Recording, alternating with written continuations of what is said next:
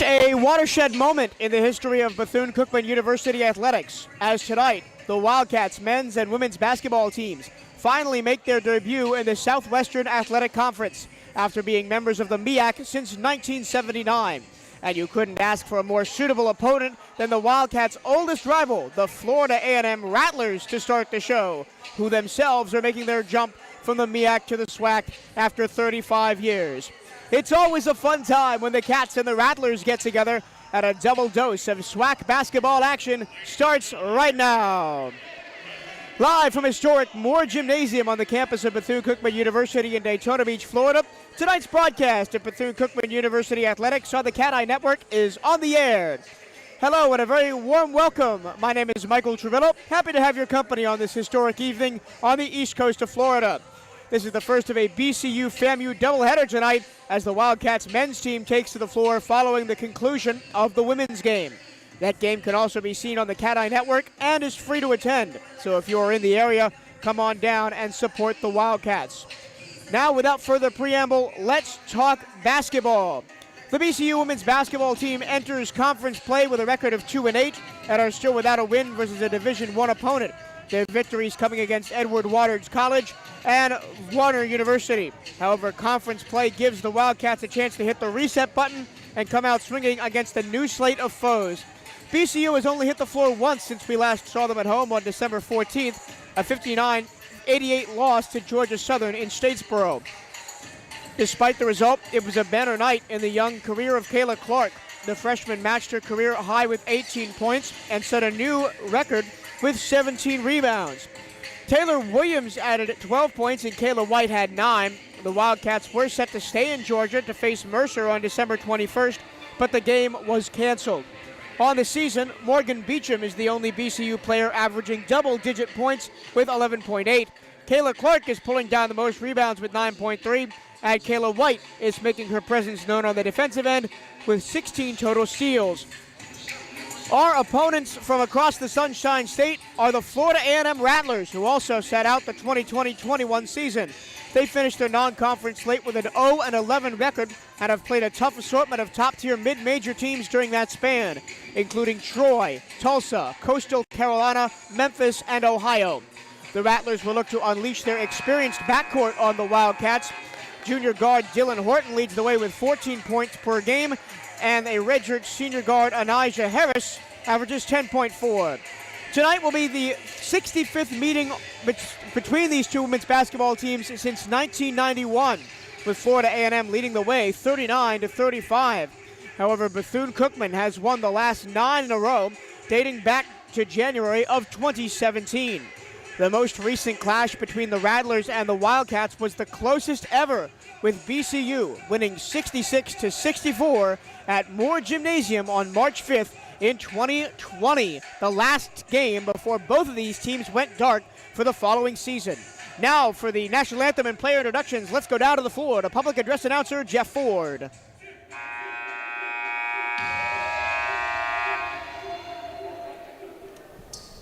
Welcome to Moore Gymnasium at Bethune-Cookman University. Wildcat Athletics wishes you an enjoyable and safe visit to our campus and asks for your cooperation in making sure everyone has the same enjoyable experience. We also ask you to please wear a face covering. Face masks are required. Should you or someone near you need medical care, contact a campus police officer. The NCAA promotes proper sportsmanship by student athletes, coaches, and spectators. Profanity, derogatory comments, or intimidating actions directed at officials, student athletes, coaches, or team representatives will not be tolerated and are grounds for removal from the arena. The NCAA, Bethune-Cookman University, Florida A&M University, and the Southwestern Athletic Conference thank you for your cooperation. And now, ladies and gentlemen, we honor America with the playing of our national anthem.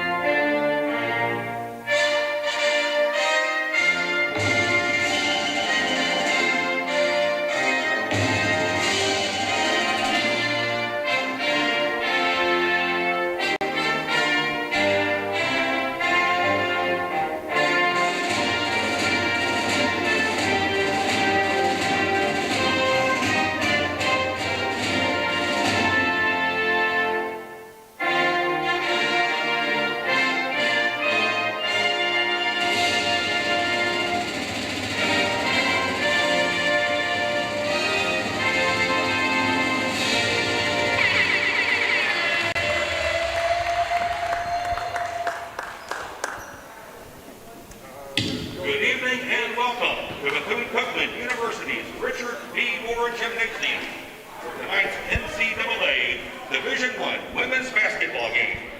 This game features the Bethune-Cookman University Wildcats and the Florida A&M University Rattlers. It's time now to introduce the starting lineups and coaches. First for the Raptors of Florida A&M. And guard, the 5'11" sophomore from Kingsland, Georgia, number 1, Mallory Brooks. And guard, the 5'8" redshirt senior from Columbus, Ohio, number 5, Elijah Harris. And forward, a 5'11" junior from Dawson, Georgia, number 22, Stacia Allen. And guard, a 5'9" junior from Los Angeles, California, number 23, Dylan Hilton. And a guard, a 5'10" redshirt junior from Winchester, Kentucky, number 24, Malia Bell. The Raptors head coach is Shalon Pillow. Their assistant coaches are Russ Jackson and Kobe Davis.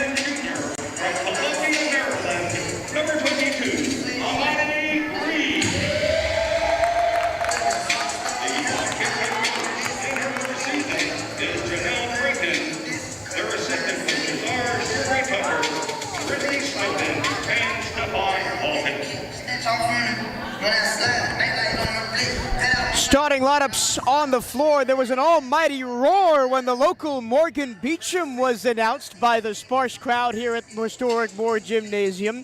Kayla White also goes for the Wildcats alongside Taylor Williams, Tania White, and Imani Reed.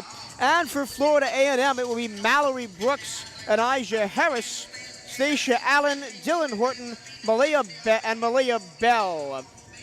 Rattlers are going to be in the all-green, trimmed in orange and white.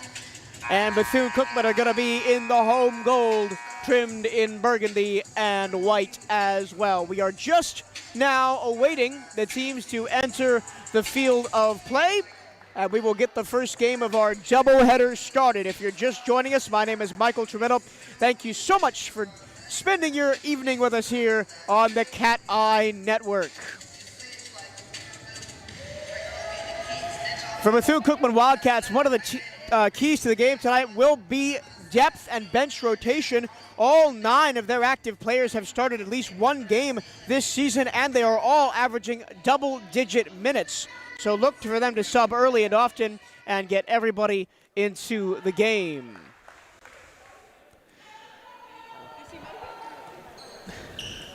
Hey, let's start off, baby. We are just about ready to go with the tip-off here from Moore Gymnasium. It will be Imani Reed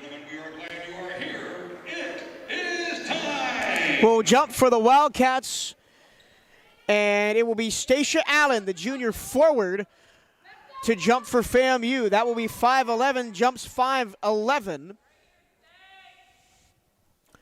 And we are just waiting now for, I believe, the scorebook to be ready. And we will get underway. Both of these teams departing the MEAC for the SWAC after last year. Bethune-Cookman there since 1971, 50 years. FAMU longer than that, 59 years in the Middle Eastern Athletic Conference, but both of them now are the furthest east and furthest south teams in the SWAC. Teams like Grambling State, Alabama A&M, Alabama State, and Jackson State join them. We'll see all of those teams here at Moore Gymnasium throughout the season. Now we're ready to go. The issue with the scorers table was cleared up. FAMU wins the tip, but it's immediately turned over to Bethune-Cookman, and the Wildcats will control attacking the basket to the right. It'll be Morgan Beecham to start for the Cats. Controlling at the free throw line, then to the left-hand corner for White, and it's a turnover as FAMU will take possession early. And that's another thing that really killed the Wildcats in their game against Florida International here earlier this month is the turnover game. FAMU leads 1-0 as there was one technical free throw shot before the game. 3 from the left-hand corner is no good, and BCU comes away with it. Mid-range jumper in transition, no good from Kayla White. White averaging 6.2 points a game for the Wildcats. And the Rattlers control with Dylan Horton, their top scorer. And to the right-hand corner, and now back to the top. Here's Mallory Brooks. Brooks trying to get around Beecham. And that'll be a traveling violation as Mallory Brooks tried to get the ball to Anijah Harris and took one too many steps in doing so. So one turnover so far for each team. I do not know why there was a technical free throw assessed to Florida A&M before this game started, before even the tip-off, so I'll have to get clarification on that later, but that is why the Rattlers lead 1-0. Wildcats on the attack. Floated into the high post, and a nice backdoor cut. Tough finish attempted by Williams and missed it. And a long rebound in the corner goes to FAMU. Nice job by Mallory Brooks to snag that board. Rattlers control. Couple of high ball screens to try and get open for a shooter. It's in the hands of Dylan Horton. And Bethune-Cookman will take over again with another FAMU turnover. And Florida A&M's going to make a substitution here. Kaylin Jones is set to check in. One of the only 3 players from the 1920 version of the Rattlers team still on the roster. Going to work in the low post is Imani Reed. Now back out to Taylor Williams. Her left-hand layup is no good. A battle for the rebound is won at the third attempt by Stacia Allen. Allen in her second season, both at FAMU. Nice quick 1-2 ball movement. Corner 3 on the way. Too short. That was Dylan Horton who threw up that shot. Rattlers get back in transition. Still no buckets from open play for either team yet in this ball game. Here's a long 2 from straight on. That's no good from Tia White. Offensive rebound. Put back jumper is good for Morgan Beecham, and the Cats are on the board 2-1.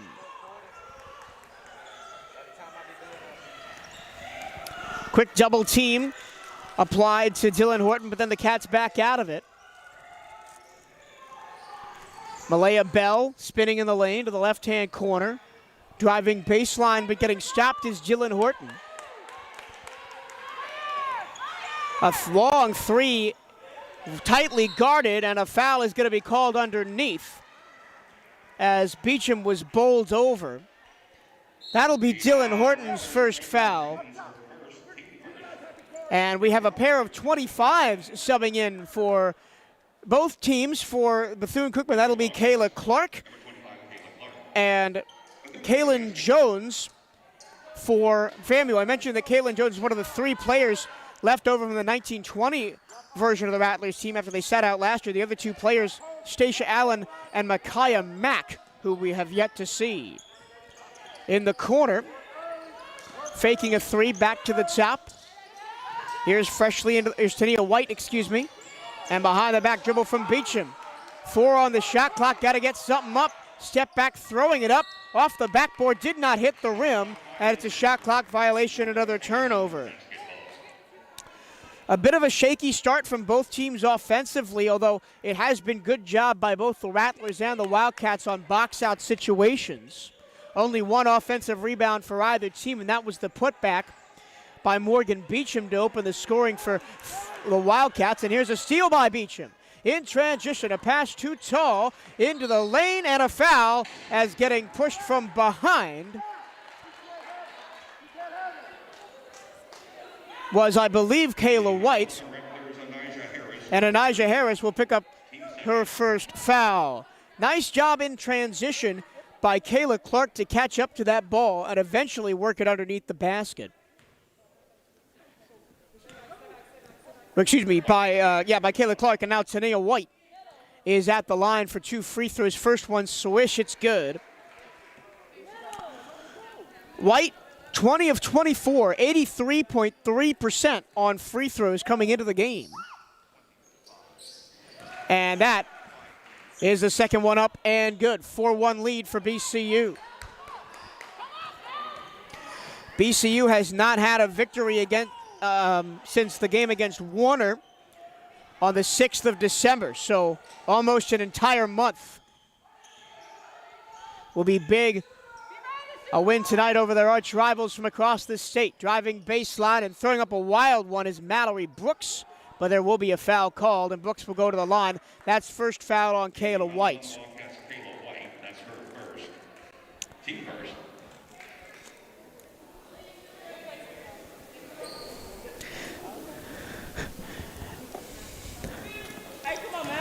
And it'll be Mallory Brooks at the line. A sophomore guard from Kingsland, Georgia. 15 of 20 coming into the game on free throws and missed that first one. Camry Harris set the check in for the Wildcats. Mallory Brooks averaged 5 points per game as a high school senior at Camden County. Up and good, the second one, so it is 4-3. Actually, she's hit my mistake. She hit them both, so it is 4-3. Camry Harris comes in for the Wildcats, a senior guard from Suffolk, Virginia. Drop middle, drop middle, drop middle. A floater in the lane is blocked. Tania White tried to get that one up and good, but then a turnover in transition is, again, both teams are struggling to get their feet out from under them early on in the game. It'll be another Wildcat possession.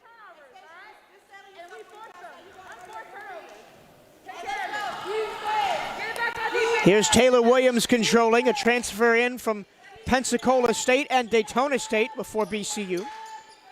Didn't have to go very far. She takes a long distance two and rattles it home. Taylor Williams extends the BCU lead to 6-3. So 2 mid-range jumpers made for the Wildcats. That is all of their scoring so far. Underneath the basket it goes, and a traveling violation before Dylan Horton could put up a left-hand layup. That was a good pass into the lane by Kaylin Jones to find the cutting Horton. But Horton just could not control her momentum. Wildcats a chance to push their early advantage. Camry Harris controls. And now to the front for Morgan Beecham. Beecham leads the team in scoring. Total points 118 coming into the night. Driving into the lane. And a whistle goes as Taylor Williams charged towards the paint.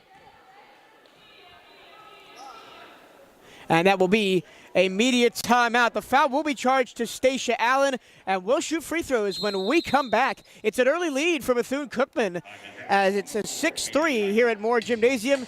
You're listening and watching to Bethune-Cookman University Wildcat Basketball on the Cat-Eye Network.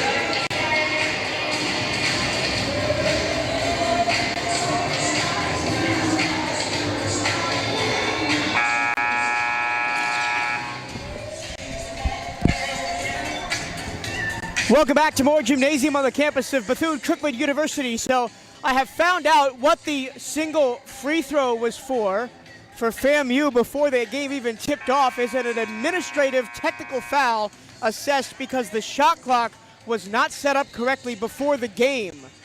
So that is the reason that FAMU has 3 points instead of 2.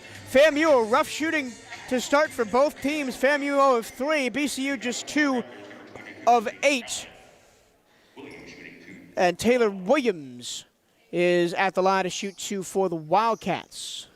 First one too strong. Taylor Williams leads the team in assists with 20 and a 65.8 free throw shooter on the season.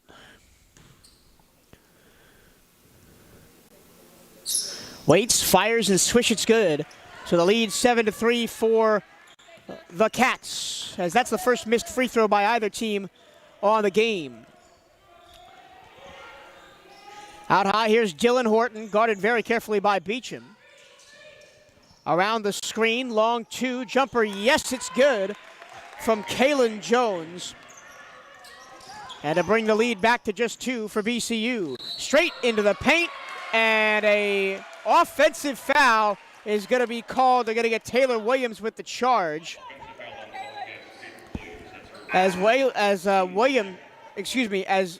Taylor Williams tried to go coast to coast.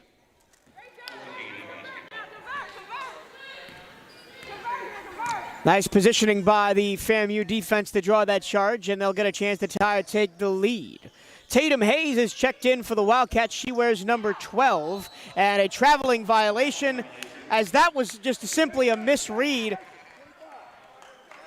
Kalen Jones expected expected Dylan Horton to go to the corner, probably for a spot-up shot, but Horton cut on the baseline, and nobody was there to receive the pass, so instead of just throwing it away, Jones was forced to travel. Tatum Hayes takes a long 2, rattles out, skying for the rebound is Stacia Allen. Blowing by Beecham is Harris, but Harris missed the layup, but the offensive rebound and putback is good from Harris. So the Columbus, Ohio native follows her own miss and ties the score. Beecham floats it into the paint. Kayla Clark goes to work, draws the foul, and 1. Well, I'll tell you what, head coach Janelle Creighton sees big things in the future of this freshman. Kayla Clark, the standout of Miami Central High School. 18 points the last time out against Georgia Southern, and she went to work underneath, drew the foul and the bucket. So she'll get the and 1 opportunity. It's no good off the front of the iron, so just 2 points that time. Clark only shooting 66.7% from the free throw line this season. 3 on the way, airballed it right to a teammate and blocked underneath. That was Kayla Clark who blocked from her opposite number, Kalen Jones, after the 3 by Mallory Brooks. Mallory Brooks, the 3, and then Kalen Jones was stuffed by Clark. Clark up to 8 blocks on the season now. Floated into the paint for Clark. Clark once again tries to finish with the right hand, too strong. Mallory Brooks takes the board for the Rattlers, hands it to Anijah Harris.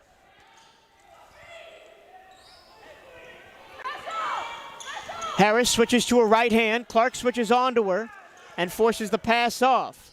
Excellent switching by the interior of the Wildcats defense on this possession, but that time blowing through is Dylan Horton, but she misses the left-hand layup. Rebound by Camry Harris. Harris tries a transition jumper, no good. Tatum Hayes, the offensive board. On the ground, fighting for it and winning it is Dylan Horton, and FAMU takes possession back. That was a good look for Hayes, just couldn't finish. Stop and go. It's in the lane. Left-hand finish by Anijah Harris. And it is 9-9, 2:14 to go in the first quarter. FAMU 2 of 9 from the field, BCU 3 of 12. Camry Harris picks up the ball around a screen. Spinning in the lane, gets her defender to the ground, tries an up and under layup, no good. And tiptoeing the line, grabbing the board is Kaylin Jones. Jones, a long pass ahead in transition. Baseline runner, up and in with the right hand for Dylan Horton. And that's just Horton going to work one-on-one. She's got dangerous speed, probably the best speed of anybody on either team tonight, as the Wildcats will slow up as Coach Janelle Creighton in her first season calls a play. Tania White thought about a three, didn't take it. Now Harris. Harris lost the ball, trying to go for a spin move, taps it out of bounds, and it's FAMU basketball. Sierra Jones is checking in for FAMU for the first time tonight. We're also seeing Imani Reed, the starter, back in for the Wildcats as Tania White departs. Kaylee, you got number 3. You got number 3. Just a minute 15 to go in the low-scoring opening quarter. 11-9. The Rattlers have come back to lead. They've scored the last 4 points. Excellent defense by Kayla White on her opposite number, Sierra Jones. Now Brooks, and now a spot-up jumper off a catch and shoot is no good, and an over the back is going to be called, I believe, on Kayla White. No, they're going to call it on Kayla Clark. The foul on the Wildcats, Kayla Clark, that is her first, team third. That's it, Val. So Kayla Clark, her first foul. Doesn't want to get into too much foul trouble. She is the best center that the Wildcats have. Faking the screen, driving to the lane, getting fouled, and one. Excellent move by Anijah Harris. The foul is on the Wildcats, Taylor Williams, that is her second, team fourth. Anijah Harris has been tormenting the Wildcats defense with her shiftiness in this opening quarter.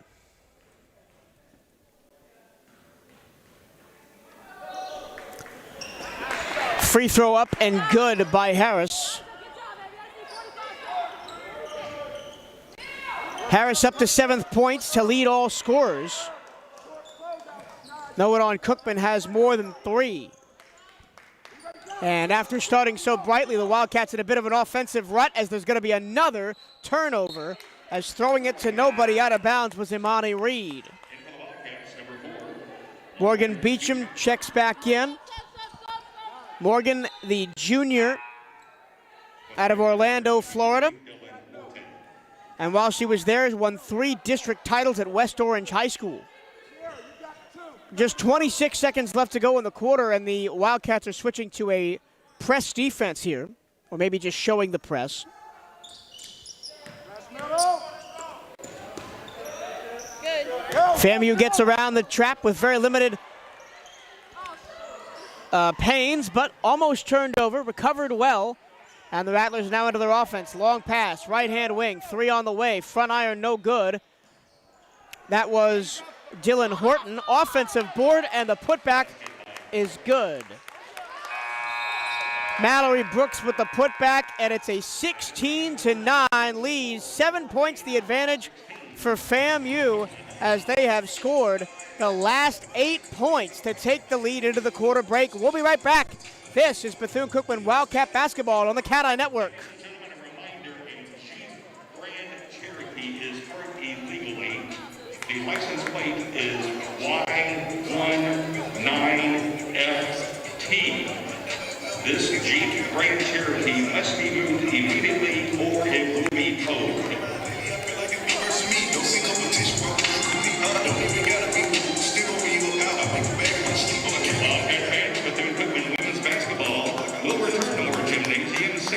January 8th to take on Grambling State University.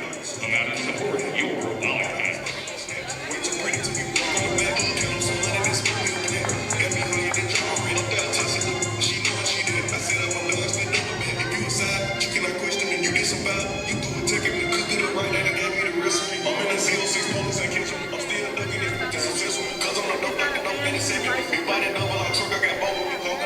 Ladies and gentlemen, again, a Jeep Grand Cherokee Coded has a Florida A&M license plate holder. License plate number Y19FT. This Jeep Grand Cherokee must be moved immediately or it will be towed.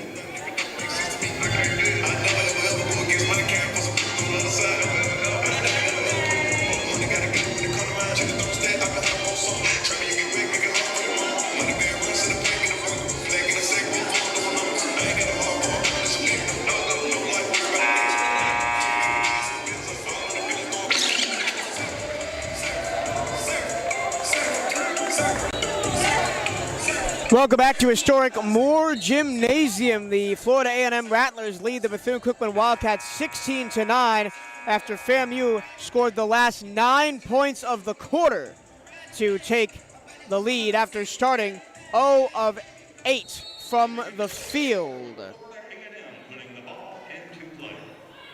Florida A&M will start with the basketball with the lead, and here we go. 10 minutes on the clock. My name is Michael Girillo. Thank you for joining us for the first conference doubleheader in the SWAC in BCU basketball history. Right now, the Lady Wildcats have some work to do to get back in the game, but a foul is going to be called underneath. And they're going to get Kayla Clark for her second foul. That's not a foul you want to be giving away. Clark, the 6'3" freshman, the tallest player on either roster, but she will be forced to come out, replaced by Tania White. Bounce pass underneath, goes out of bounds, still FAMU ball. Florida A&M's coach is Shalon Pillow, was announced as the head coach in May 2020, but did not coach a game until November of 2021, as the Rattlers sat out last season due to COVID concerns. 3 on the way, straight on, missed everything and out of bounds. It'll be Bethune-Cookman basketball and Aja Harris. She's been hot. She leads all scorers with 8 points, but she missed that one.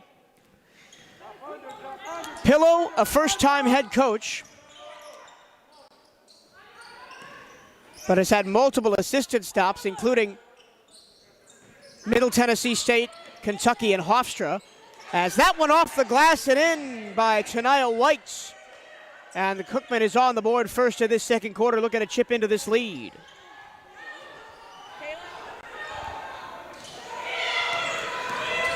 Trying to get around the double team, poked away. It looks it'll be a jump ball, and BCU has the possession arrow.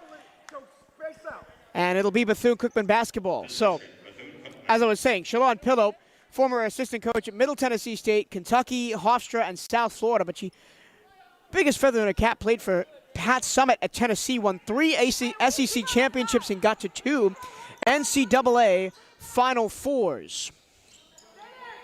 She is the 3rd women's basketball coach at Florida A&M in their last 3 played seasons. Here's Beecham on the baseline. She'll give it up. Imani Reed hands it. Almost a backcourt violation, but Kayla White recovers, 7 on the shot clock. She's matched up against Aja Harris. Goes to her left hand, gets by Harris, throws it up, back iron no good at the horn. And a long outlet pass in transition for FAMU. Horton controls, a long pass is tapped away, and it's going to be Bethune-Cookman basketball as it was thrown out of bounds by Mallory Brooks, who thought she threw it off the foot of Tatum Hayes, but it did avoid her foot, so another turnover for FAMU. And the coaching staff for Florida A&M not happy with the last couple possessions for the team in green and white. Here's Beecham in the lane. The rim and not kind, but she gets her own miss. Spinning in the high post. Throwing up a jump shot that's no good is Tania White. And FAMU comes away with it. In transition on the baseline, here's Kaylin Jones. Jones resets to Horton. Horton one-on-one against White. And another traveling violation called against Florida A&M. Stacia Allen will check back in for the Rattlers, and that is the third turnover in a row to start the quarter for Florida A&M. But BCU got to start taking advantage of these turnovers. Go ahead, take a break. You're out now. Go ahead. Just get you a break. As they've only scored on one of those 2 free possessions they've had so far, though we've yet to see on this one. Beecham fires a 3. Swish, it's good from the left-hand corner. Morgan Beecham hits her 18th 3 of the season, shoots him at a 35% clip, and it's now a 2-point Rattler lead, 16-14. Into the low post for Allen, who's just checked in. Backing down her player is Malaya Bell, who throws it up and in. 4-point lead restored for the Rattlers. Nice bucket by Bell down low. Beecham, one-on-one, gets it blocked by Harris. Second block of the game for FAMU. Coast to coast and a foul.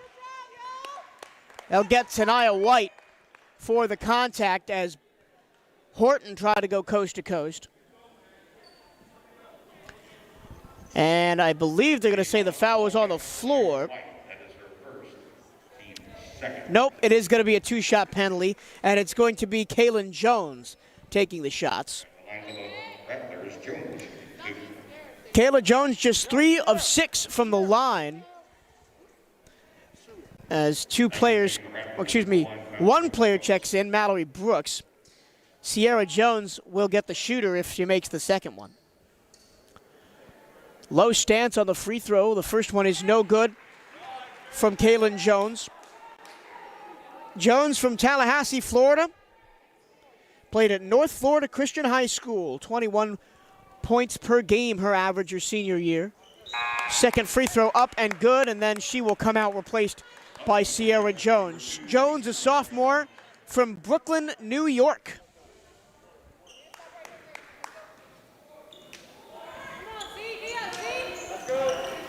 And she will guard her opposite number, Kayla White, to start this possession for the Wildcats.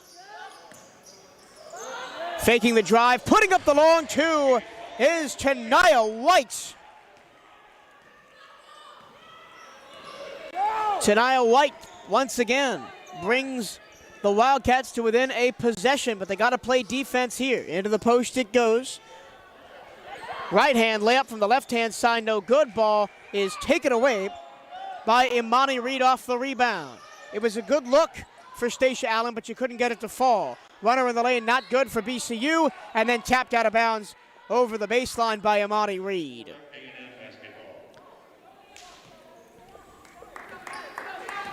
Stacia Allen, a junior from Dawson, Georgia, and a steal out high. Here goes Kayla White to the basket. Layup too short. Beecham follows up and gets it to go.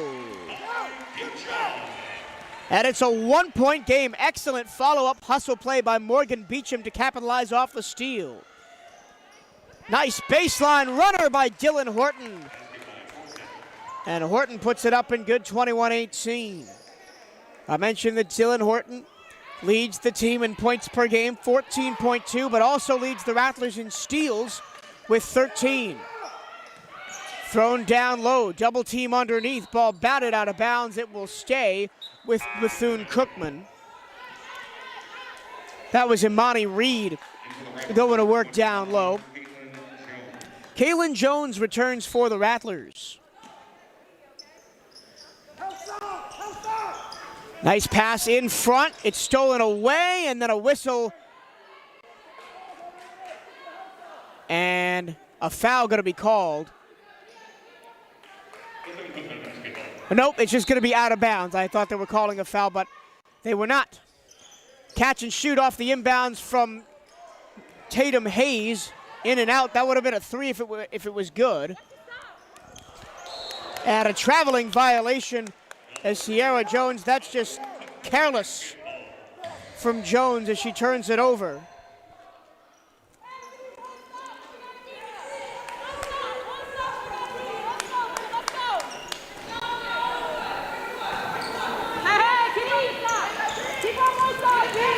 FAMU already up to 11 turnovers. Bethune-Cookman has let the ball go 5 times. Backdoor bounce pass to Hayes over the back of the head, and Imani Reed couldn't control it, but it was deflected out of bounds by Mallory Brooks, and it will remain Bethune-Cookman basketball. And it'll take immediate timeout on the floor. Bethune-Cookman trying to hang with FAMU. It's 21-18. Our guests from Tallahassee on top. This is Bethune-Cookman basketball on the Cat-Eye Network.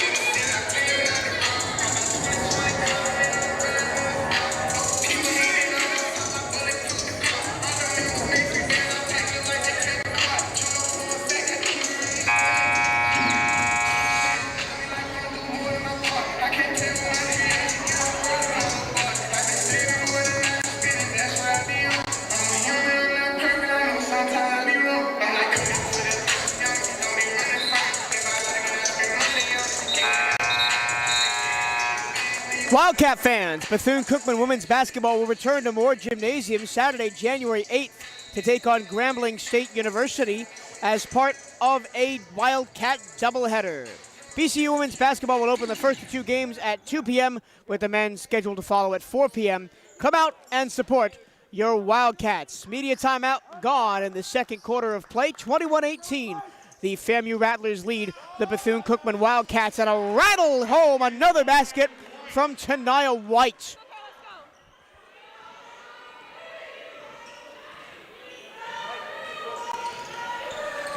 Tania White leads Bethune-Cookman. It is tied for the game lead in points with 8.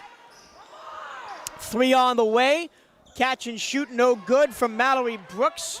Bethune-Cookman a chance to take the lead here. Going all the way to the basket and laying it in is Kayla White, and the Wildcats have come all the way back to take the lead. Wildcats have outscored Florida A&M 11-5 in this second quarter so far. Wildcats trying to trap Anijah Harris in the corner, and the ball out of bounds. It'll be Bethune-Cookman basketball, but not before a push in the back by Mallory Brooks. Malaya Bell, the starter, checks back in for FAMU. Let's take a little bit of a gander at the SWAC women's basketball preseason poll. Bethune-Cookman picked to finish 8th. Florida A&M 11th out of 12 teams. Jackson State predicted to win the conference by a selection of the SIDs from all 12 schools. Layup short from Tania White. She's the hot hand at the moment, but missed that time. Open in the corner for 3, and a short on it is Mallory Brooks. Ball goes out of bounds, will stay with FAMU. Tapped across the baseline by Imani Reed. Excuse me, I misspoke earlier. BCU is outscoring Florida A&M 13-5 in this second quarter. That is the reason why they have the 22-21 to lead. Dylan Horton fires from straight on, back iron, no good, rebound, pulled down by Kayla White, and before that move, as Beecham controls, head coach Shalon Pillow as a floater in the lane is good. And a timeout going to be called by Pillow. It is 15-5, a 10-point advantage in the second quarter for BCU. Shalon Pillow calls timeout, and before the last possession for Bethune-Cookman, she was out of her seat and yelling at Dylan Horton just to attack the basket, and then Horton steps back for 3 and misses it long, And then immediately BCU scores, and I think that's part of the frustration with the Florida A&M coaching staff right now. We'll take a short break and be right back. This is BCU basketball on the Cat Eye Network. Stay tuned.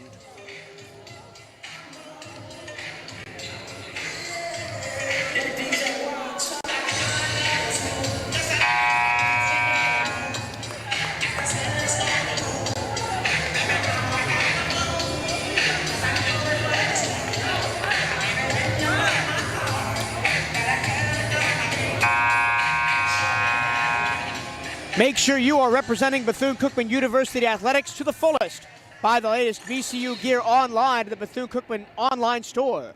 Go to bcuathletics.com, then click on Shop to find the latest BCU clothing and apparel. That's bcuathleticsshop.com. Another steal by the Cats, and they will keep it as the ball is deflected off the knee of Kalen Jones and out of bounds. That steal was by Imani Reed down the other end of the floor. Once again, that's bcuathletics.com. Click on Shop, up and in. And a foul after the basket by White. They're going to get Malaya Bell for the foul. And Bethune-Cookman extends the lead.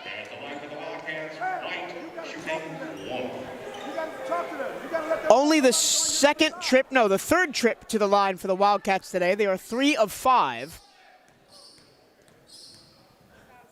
Kayla White spins the ball in her left hand. Nice rotation on that shot. It goes down 27-21. The score was 19-21, and then Bethune-Cookman has gone on their run of 8 points without response.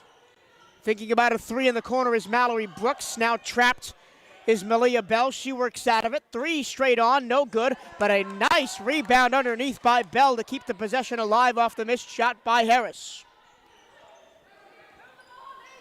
In the high post, there are 2 FAMU players open. A long 2, no good after stepping in, and a whistle and a foul. And it's going to be a hold on Tatum Hayes.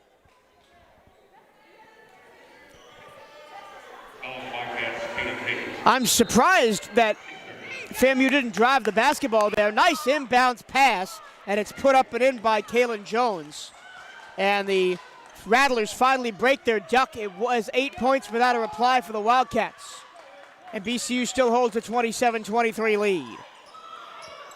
Hayes looking for an opening. And now Beecham. Hayes, 3 on the way. Front iron, no good. Long rebound comes down to Dylan Horton. Horton, pass ahead, behind the back layup attempt by Harris is no good, and a 2-shot penalty coming after the rebound. Oh no, score the basket as I looked away for a second. As Kayla White picks up her second in quick succession. Horton put the layup up and in off the miss from Harris. And Camry Harris returns for Bethune-Cookman. Dylan Horton, a 64% free throw shooter. And her right-handed and one attempt is up and good. 1-point game as FAMU has been encouraged after their called timeout. Beecham calls a play, relayed from the bench, and Camry Harris controls at the top, guarded by 2. Into the corner, Beecham open for 3. She takes it, and it's no good off the front iron. Long pass ahead, knocked out of bounds by Hayes. Almost a steal for Tatum, but you'll have to settle for stopping the FAMU break. Just 1:19 left to go in the first half. It's been a fast-moving, low-scoring half of basketball. And a foul is going to be called on Camry Harris as she reached in on Anijah Harris. And it'll be bonus for FAMU, as that's the 5th foul of the quarter on the Wildcats. Anijah Harris at the line for 2 shots, a transfer from Wright State out of the Horizon League. She leads the team in field goal percent, or free throw percentage, 84.2%. And the second one rattles in. So tie game after she hits one of two. 1 minute to go in the first half here at historic Moore Gymnasium. First ever SWAC game for these two rival programs from the Sunshine State. Floated into the high post at the free throw line. Trying to work through it is White. Out to the corner. Three on the way. Swish! It's good from Camry Harris. Harris puts the Cats back on top, 30-27. 41 seconds to go in the half. Out on top for Kaylin Jones. Jones back to Brooks. Brooks floated into Horton, and it was tapped away by Beecham, and Florida A&M will have it on inbounds on the baseline. Florida A&M has scored two very excellent inbounds plays in this half. Let's see if they go for another one. No, they choose to go to the corner and play it out. Shot clock turned off. With only 26 seconds to go, they can hold for the final shot. Horton around a screen, step back jumper, too strong. Beecham grabs the miss, throws it ahead to Tatum Hayes. Shot clock off again, 13 seconds to go in the half, and I'm sure now the Wildcats will hold for the final shot. Beecham against Harris with three. Beecham a long two, good at the horn! And the Wildcats will take a 5-point lead into the half. That was a dagger of a long two from straight on by Morgan Beecham to end the half. And the Wildcats take a 32-27 lead into the locker room. Here are your scoring totals for the first half. Anijah Harris leads the way for the Rattlers with 9. Horton has 7. Jones has 5. Brooks has 4, and Bell has 2. And for Bethune-Cookman, Beecham leads the way with 9. White has 8, Tania White has 8. Kayla White has 7. Williams has 3. Harris has 3. And Clark has 2. We'll take a break for halftime and be back with the second half in the first game of our doubleheader between the Wildcats and the Florida A&M Rattlers. This is the Cat Eye Network.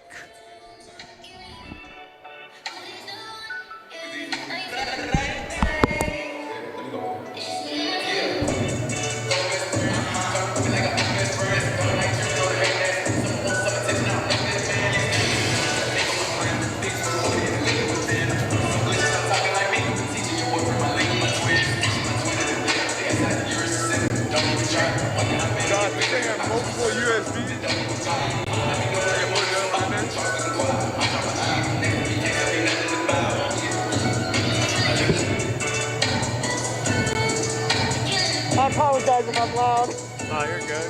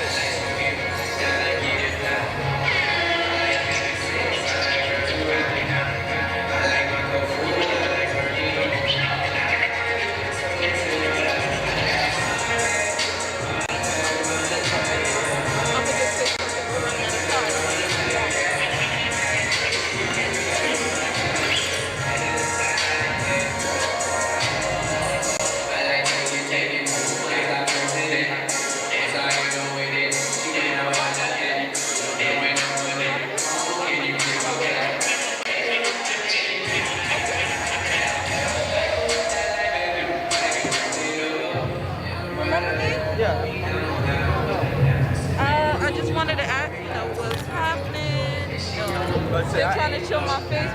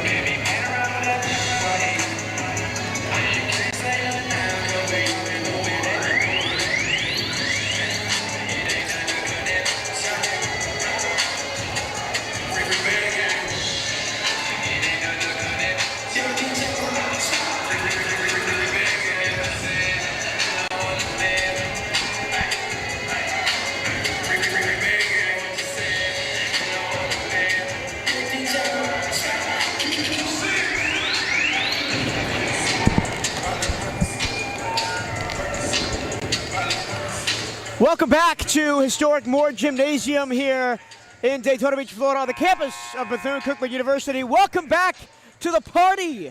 We're only just getting started on this first doubleheader conference matchup of the season between the Wildcats and the Rattlers of Florida A&M. First SWAC game in history for both of these programs as they transition from the MEAC this year. Well, it's a 32-27 Bethune-Cookman lead as they used a dominant second quarter to take the lead, come from behind. Down 16-9 at the end of the first. They outscored the Rattlers 23-11 in the second. On 50% from the field to Florida A&M's just 28.6. Where Florida A&M does get the advantage, though, is in the free throw line. They are 7 of 9 from the charity stripe. Bethune-Cookman just 4 of 6. That will be a key to the second half of this game if Bethune-Cookman want to come away with their first Division I victory of the season. FAMU, of course, looking for their first win of the season in general as they are 0-11. FAMU in the green.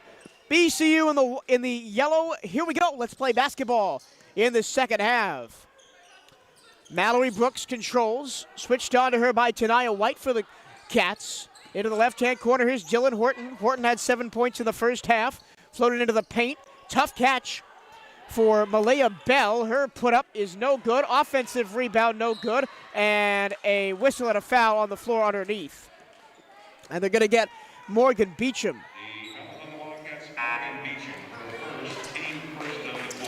And right at the first whistle, Imani Reed departs and the freshman Kayla Clark comes in. Both teams started the same way they did in the first half, but a quick substitution for BCU's puts the 6'3 Clark into the ball game to match up primarily against Stacia Allen. There's going to be an offensive foul. Oh no, 5-second violation, my apologies. So Bethune-Cookman will force another turnover out of Florida A&M. That has been the biggest heel for FAMU today. They have 12 turnovers in the first half. That is their 13th. White fires from a long distance two. Long range rebound is tapped around to Beecham. And it's knocked out of bounds by Stacia Allen. Allen, a junior, but only played 2 seasons at FAMU because her sophomore year was wiped out due to COVID. Averaged 2.8 points her freshman year for the Rattlers. Underneath it goes, and it will stay on the baseline with BCU once again, knocked out of bounds by Dylan Horton. Beecham gets the ball in. It's controlled by the Rahway, New Jersey native Taylor Williams. Williams on the baseline, and it'll be cycled back around up top to Tanaya White, and eventually to Kayla White. No relation between the two. White, mid-range jump shot at the horn, no good. In the corner, rebound taken by Anijah Harris. Harris pacing the scoring for FAMU as Dylan Horton goes up and under and draws the contact. But as I said, the scoring being paced by Harris with 9. Horton has 7. And Kayla Clark picks up her 3rd personal right after subbing into the game. And I can't really say that's just a freshman mistake because that's not basketball play. Sometimes you foul when the opponent drives like that, but Horton fails to hit her first free throw. And that's her first miss from the charity stripe tonight. Horton with a little flick of the wrist on the way through, puts it up and good. She's now 2 of 3 from the line. Controlling for the Cats is Kayla White. And now Beecham tries to get around a screen and eventually is turned over. Into the hands of Kaylin Jones. Horton goes coast to coast, can't finish. And then stepping on the baseline with the rebound was Stacia Allen. And it will be BCU basketball. So the Wildcats get away with a bit of a wild one there. Turnovers haven't hurt BCU as much in the ball game. They've turned the ball over now 6 times. And that one doesn't punish them. on the baseline. Nice little 1-2 pass. Clark can't get her mid-range jumper to go, and a foul will go FAMU's way in the scramble. It'll be Taylor Williams picking up the foul. Offensive foul on the Wildcats, Taylor Williams, her third. And that's 2 Wildcats now with 3 fouls, Taylor Williams and Kayla Clark. So foul trouble becoming an issue for BCU here early in the third quarter. 32-28, the Wildcats lead. FAMU with the 3-man press. Barely get it over before the violation. And a jumper from the elbow is good by Dylan Horton. Horton now ties her compatriot Anijah Harris on 9 points and actually takes the lead in scoring for FAMU up to 10 now with the free throw she hit earlier in the quarter. Behind the back to the lane, and getting the roll is Taylor Williams. What a move by the junior forward transfer from Daytona State. Put the Wildcats back on top by 4, but right at the other end, Dylan Horton gets around a screen and uses a burst of speed to get to the basket and lay it in uncontested. And a timeout going to be called by Bethune-Cookman's Janelle Creighton. We will take 30 seconds and be right back. It's a slim 2-point BCU lead on the Cat-Eye Network.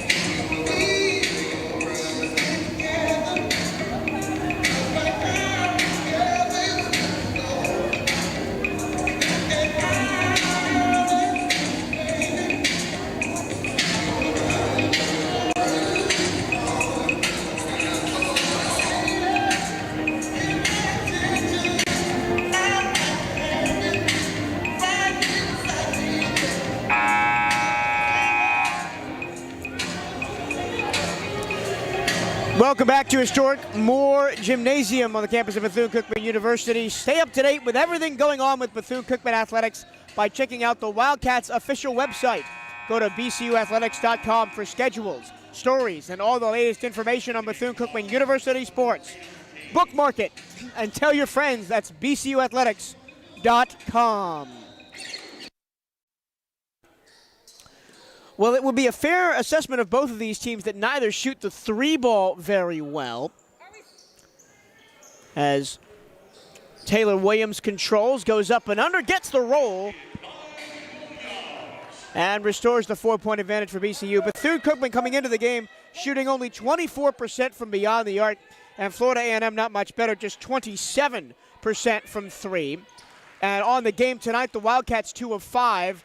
The Rattlers 0 of 5 from 3-point land. So everything being done in close to the basket and from mid-range. Floater into the paint for Malaya Bell. Inside-out motion. 3 on the way. No good. Now the Rattlers 0 of 6. Another offensive board and another 3-pointer. That'll be a long 2. It is tapped out of bounds. BCU basketball as FAMU missed 2 excellent chances to pull the lead to 1 on that possession. The Bethune-Cookman surviving scares on the defensive end, and Taylor Williams has been the offensive energizer bunny this period. And Williams again drives the paint, gets the contact, and she will go to the line.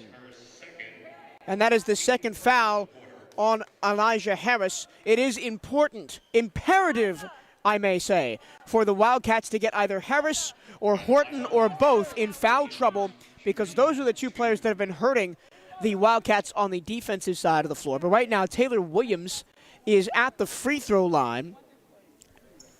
A 65.8% shooter from the charity stripe, misses the first one long. Kaylee, you got 12. Williams' two siblings, Chris and Elijah. And her season high of 17 points was scored against Edward Waters. Back all the way, she misses them both. Rebound comes down to Malia Bell all the way back on the 10th of November. Fighting to try and get around a screen. Underneath the basket it goes. Jillian Horton, nice ball movement, and a reverse layup is good. Hey, keep her there, guys. You're good, baby. Keep her there. Williams, the hot hand of the moment for the Cats. Let's see if she keeps it. She will hand to Kayla White and then give it off to Tania White. Long two on the way. In and out, no good. And that was Taylor Williams just trying to ride the hot hand and missing that one. FAMU down two, chance to tie or take the lead. Ball screen for Horton. At the free throw line, she stops and hands it back to Anijah Harris. Harris blows by her defender, and a right-hand layup hangs on the ring and falls. Harris just a jab step to the left and went straight by the freshman Kayla White. Native of Cleveland, Ohio is White.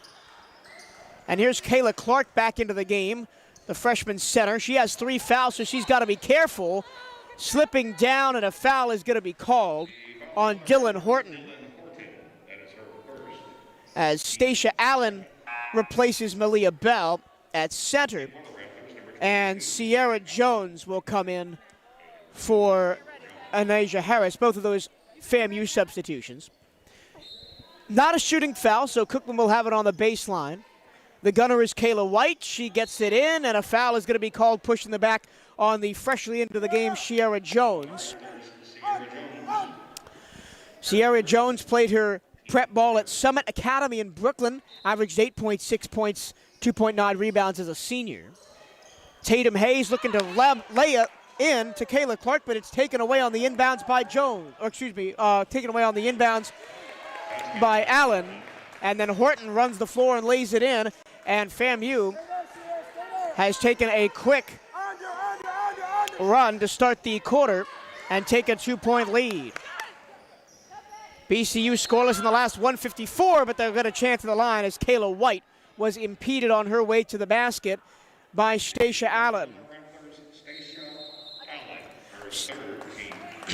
Stacia Allen has played a lot tonight. She averages 13.7 minutes per game and is on pace to average a lot more than that. We will take a short break for a timeout and be right back. And when we come back, Kayla White will be at the free throw line trying to tie the game. This is Bethune-Cookman University basketball on the Cat Eye Network.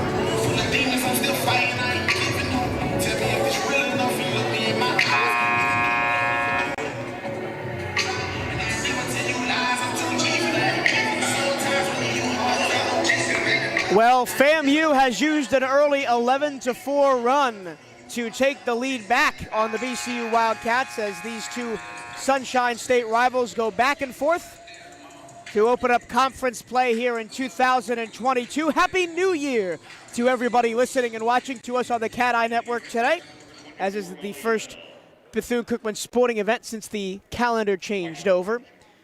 Kayla White at the line for BCU. First of the 2 penalty shots up and good.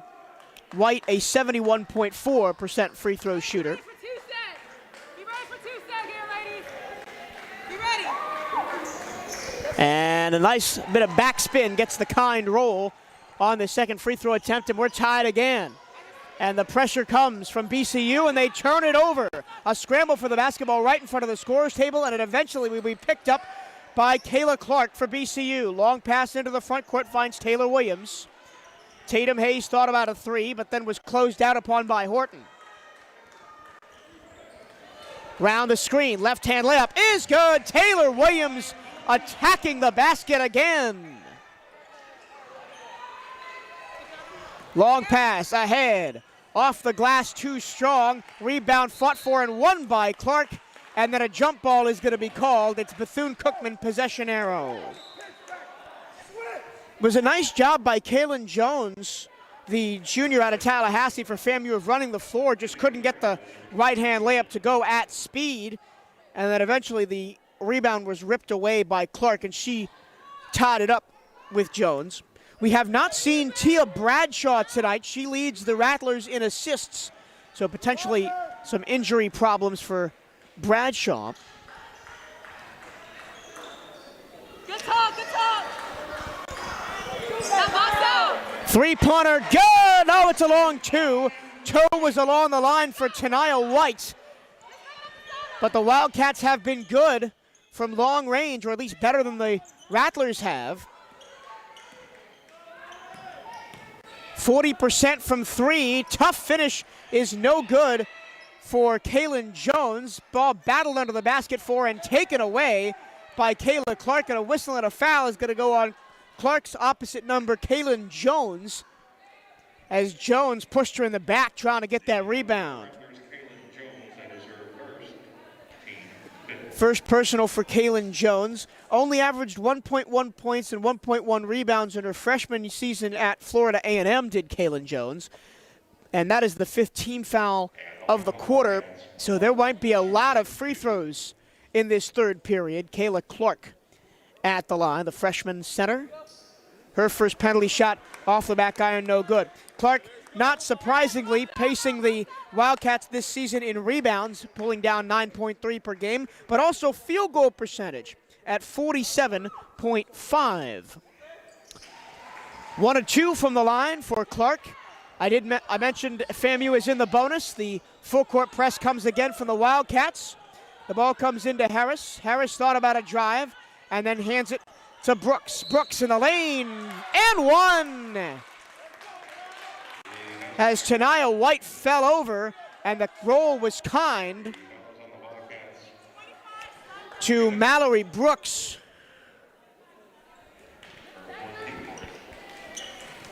And on the Rattlers, Brooks shooting one.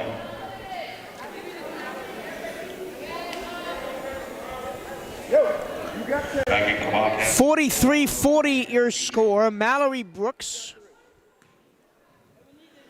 at the line for the Rattlers, and in her senior year of high school led Camden County to the Georgia State Tournament. Her season high is 15 against North Florida, and a tie-up off the missed and one opportunity. It will be Rattlers ball with the possession arrow. So again, they'll get a chance to tie it up. 3:30 to go in this third quarter. I must say the building is filled up rather nicely with spectators here in the second half. It was a little empty to start the ball game, but everybody anticipating the banner matchup between the Wildcats and Rattlers men's basketball teams later on this evening. Catching some excellent Southwestern Athletic Conference women's basketball. In the meantime, the gunner is Harris, and the inbounds pass is stolen by Beecham.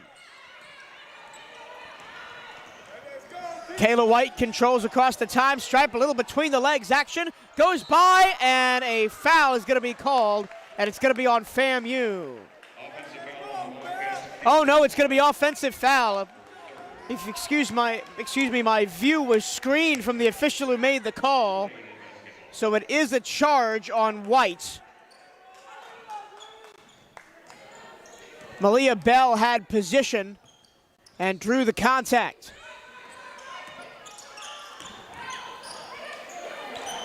Into the paint it goes for Bell. Inside out motion, it kicks to the left-hand side. Horton controls it for FAMU. Left hand, right hand, underneath foul, as Mallory Brooks charged to the rim.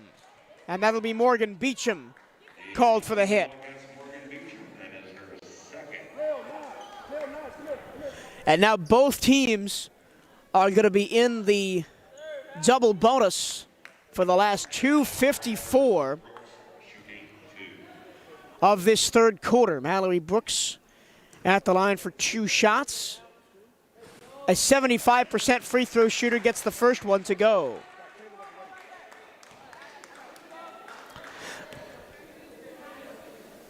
Well, FAMU started hot in this third quarter, and Bethune-Cookman has gotten back at them a little bit. It is 14-11 the points in this third quarter. BCU with a slim 1-point advantage on the scoreboard, 43-42 between the legs. Williams throws it up off the glass and in. Taylor Williams, who has started every game for the Wildcats this season, as another traveling violation goes against Florida A&M. Anijah Harris, the culprit that time.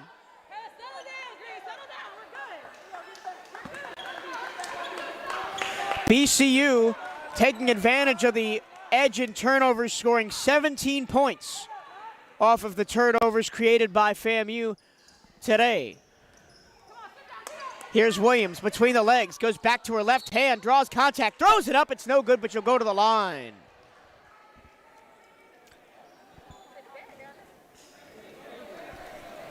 Dylan Horton will be called for the foul. Second foul on her. And with the 3-point lead, Williams a chance to increase that advantage.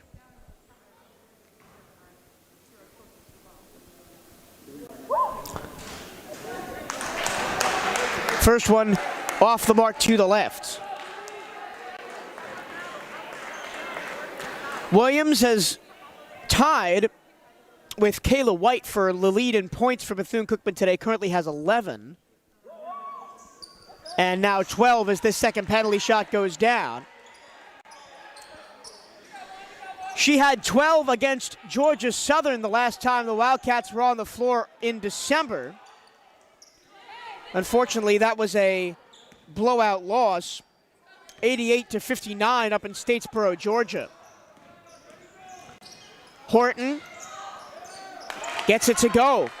That was a nice shot over Tania White in the low post. And FAMU will not go away, will not be denied. Under 2 to go now in the third quarter. Tatum Hayes around a screen working to her left. Into the corner, whistle and a stoppage.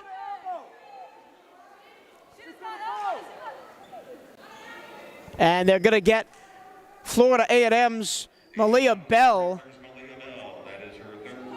That's her third personal. And the Florida A&M bench is complaining that Tania White initiated the contact by throwing an elbow, but sometimes the referees only see what happens in retaliation. And White is at the line, hits her first free throw. Free throw is going to be super important down the stretch as White hits them both. Both teams have been in the double bonus for the last 3 minutes of this first half, or third quarter rather, as another turnover forced by Bethune-Cookman. Hayes underneath, Beecham gets the roll to go. And it's 50-44 as a quick 8-point run for Bethune-Cookman to give them the advantage. Timeout called by FAMU. We will take a break with them. It's 50-44 Wildcats. This is the Cat Eye Network.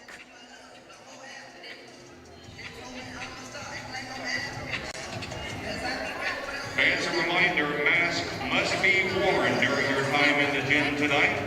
Face masks are required in the gym. Thank you for your cooperation.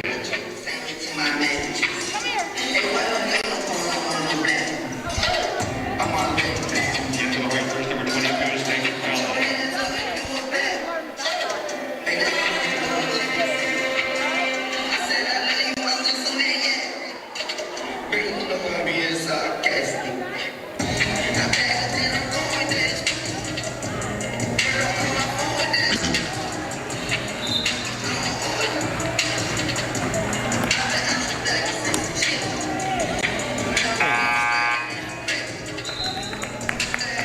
Well, the story of the game so far tonight has been turnovers, and Florida A&M has committed 17 of them, leading to 20 Bethune-Cookman points. The lead for BCU is currently 6. Camry Harris checks back in off the timeout for Bethune-Cookman. Glad you could join us here on the Cat Eye Network for the first of a SWAC doubleheader between Florida A&M and Bethune-Cookman. Again, Cookman will apply the pressure, then back off. Horton dribbles it across the time stripe, trying to get by Beecham. Horton gets to the corner and fires it, finds Jones, and FAMU will run the offense.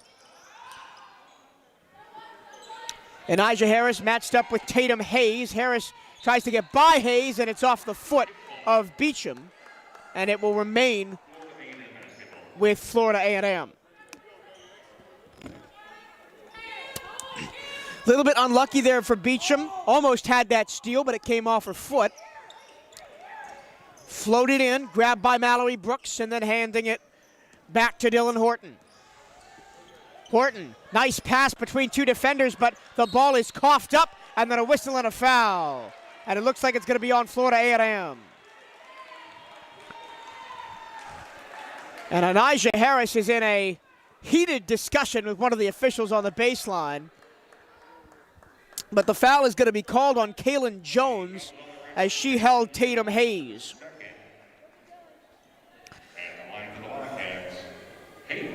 Shooting Tatum Hayes. And for the Rattlers, number 2, Sierra Jones. Also number 24. A junior guard, a graduate of Fort Myers High School down in Fort Myers, won 3 straight Florida High School Athletic Association titles and a 1,000-point scorer during a time at Fort Myers High School. And Hayes gets a kind bounce off the rim and gets her first penalty shot to go.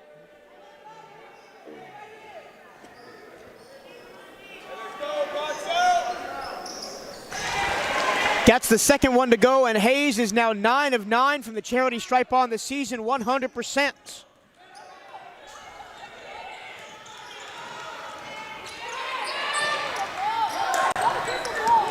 FAMU controls up top. Malaya Bell. Harris. Back to Bell. Bell to Jones, and underneath is Allen. Turnaround jumper good in the lane. And let's go, Green, let's work. Stacia Allen has started 3 of the last 4 games, now 4 of the last 5 for FAMU, so developing into a consistent player for the Rattlers. 11 seconds to go in the third quarter. Wildcats holding for the final shot with the shot clock off, and they're gonna get a whistle and a foul. And it's gonna be on Kaylin Jones. Third personal on Jones. The foul's starting to add up. Allen has 3, Bell has 3, and now Jones has 3 for Florida A&M. And Morgan Beecham will head to the line for the Cats. And the first one, swish, it's good. Morgan Beecham, not at her stellar best tonight, but still has contributed 11 points.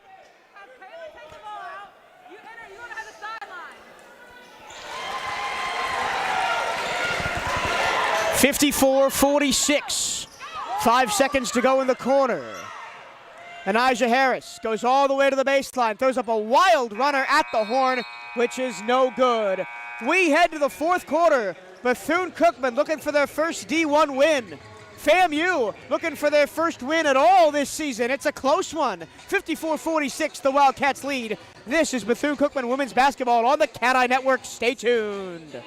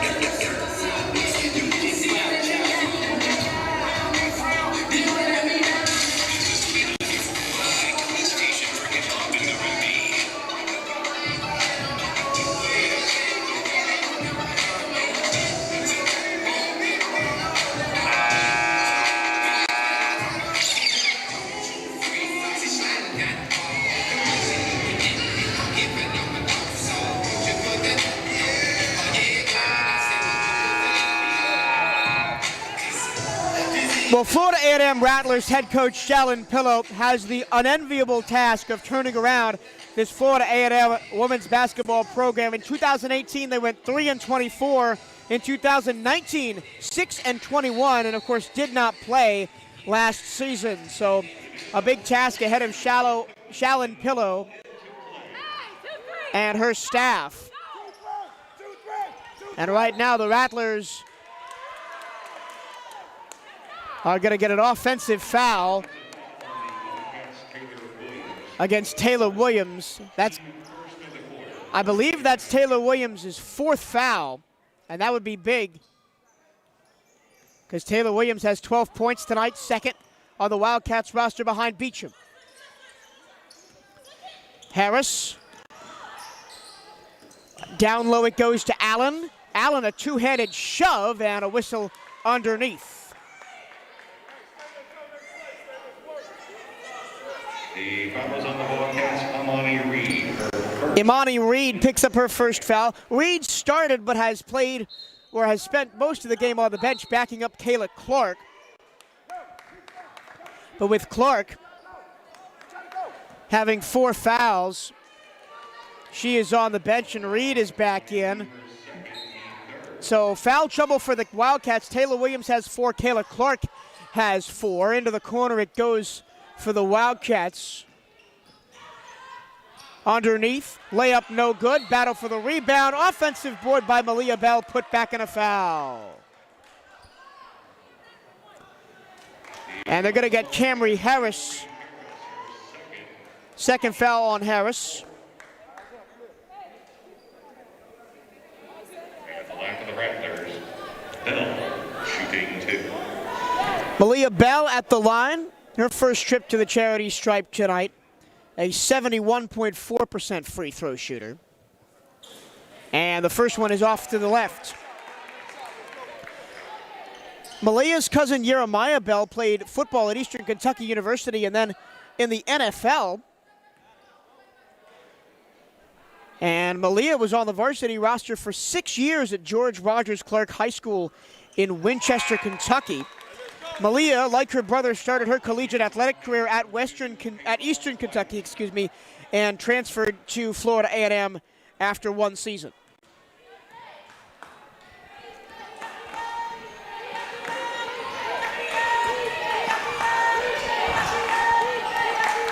BCU holding on to a slim 54-47 lead. Tatum Hayes in the left-hand corner. Underneath it goes to Reed. Imani Reed off the glass. It's good. Excellent right-hand finish by Reed as she went over Stacia Allen.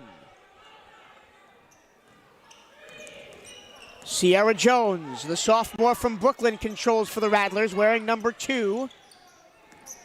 Now Harris. And now the danger woman, Horton. Horton gets a big old screen from Allen, but can't roll to the basket. It was a nice switch from Tatum Hayes to deny. 5 on the shot clock. Baseline running. Here's Bell, gets inside and scores.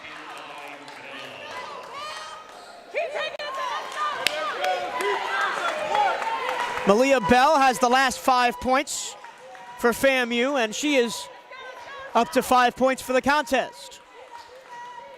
The ball goes back and forth. Around the edge for Bethune-Cookman. Camry Harris, the Virginia native, underneath. Beecham, mid-range jumper from straight on. Back iron, no good. 8 minutes to play in the ball game. BCU holding a slim 7-point advantage. Floated into the basket, and a foul is going to be called as crashing to the ground is Malia Bell. Bell has been the standout in the fourth quarter for FAMU. She scored the last 5 and a chance for more at the free throw line. And Tatum Hayes picks up her second personal foul. And make note of this, Kayla Clark is into the ball game for Bethune-Cookman. She has 4 fouls, so watch number 25 on the defensive end. Shooting 2.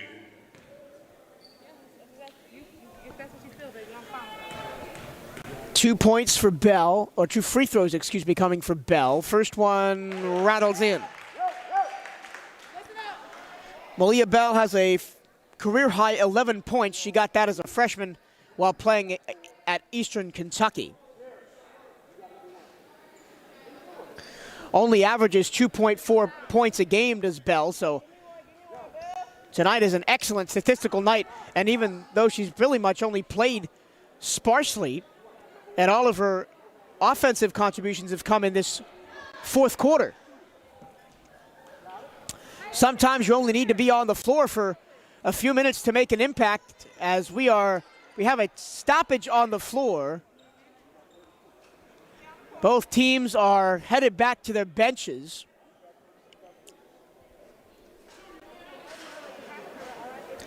Official timeout for net repair. Oh, then they're going to repair the net, as one of the twines of the net got caught on the backboard. And so we have a BCU athletic staff member up attending to that now. There are only 3 players on this Florida A&M roster that are still around from when the Rattlers last took the floor in 2019 and early 2020. That being Stacia Allen, Micaiah Mack, who we have not seen play tonight, and Kaylin Jones. Allen and Jones have been very good for FAMU.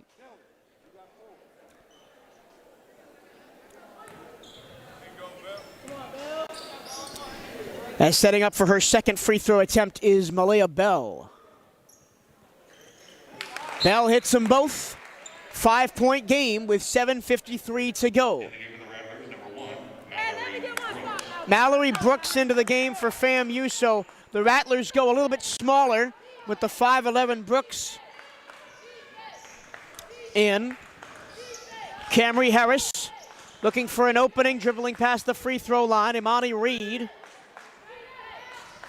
dribbles past, hands to Kayla White, ball on the floor, and it's going to be a tie-up. The possession arrow favors FAMU.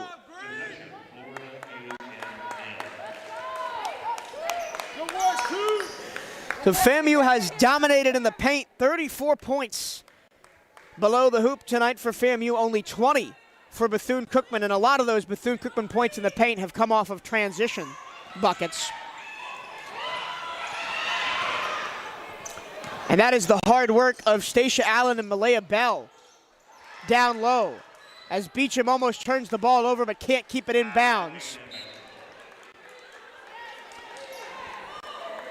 Shadiah White returns for the Wildcats,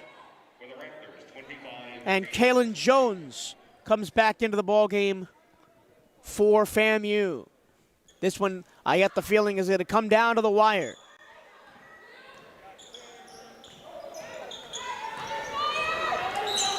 Ball rolls out of bounds, last touched by Bethune-Cookman. Florida A&M outscoring the Wildcats just 5-2 in this fourth quarter. It's been a little bit scrappy. The game started scrappy. Only 16-9 was the first quarter score. Then BCU got on their offensive horse and scored 23 and 22 in the second and third quarters respectively. Shot clock runs out. Air ball, shot clock violation against the Rattlers. And that's just poor recognition for FAMU, not knowing how long was left on the shot clock. And the Rattlers were forced to fire up a tough shot at the horn that didn't go.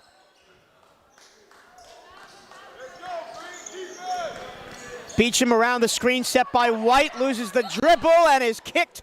Her feet got tripped up from under her by Mallory Brooks, and I think a little bit lucky there for Morgan Beecham, because she completely lost the handle and got bailed out by the sweeping leg of Mallory Brooks. They're going to call a kick ball instead of a foul.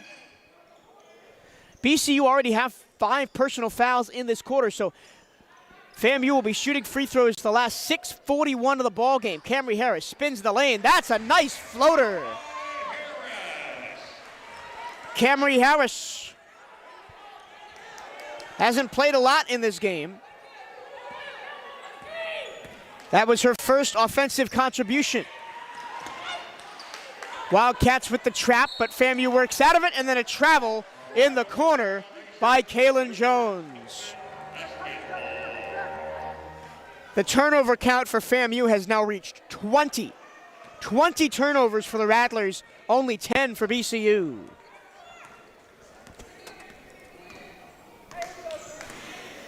And BCU has turned those 20 turnovers into 24 points. Here's a mid-range jump shot. Too strong for Tania White. And the Rattlers get a chance to eat into this 7-point Wildcat lead. Jones. And now Brooks.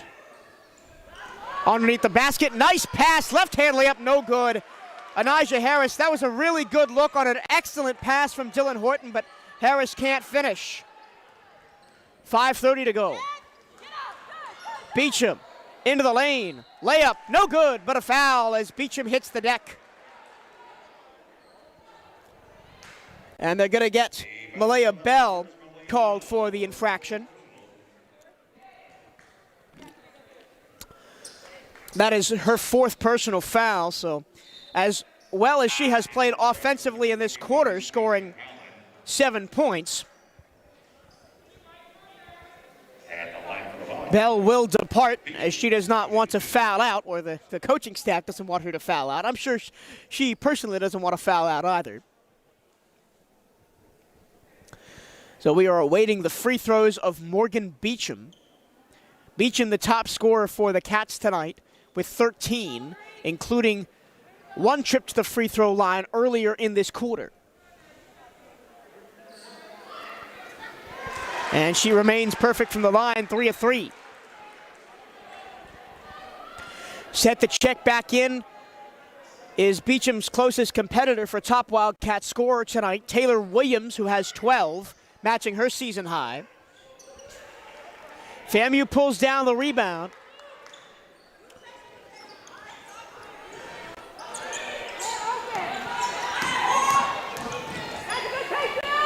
That is a mismatch and a half. Dylan Horton finishes over Kayla Clark, and Clark being extra careful because she has 4 fouls and doesn't want to foul out of the game. The 6'3" freshman center from Miami, Florida. Whistle and a stoppage underneath.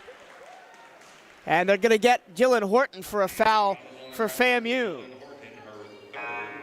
And now Taylor Williams is going to check in. Let's see who he replaces. Clark will leave, so the Wildcats get considerably smaller with their center out. Not a shooting foul, so the Wildcats will have it under the basket. Beecham passes it off of the foot of Williams. And here comes FAMU. Coast to coast goes Harris. Left her layup short. Horton recovers but can't hit the putback. And now Camry Harris controls for Bethune-Cookman. 4:45 to go in the ball game.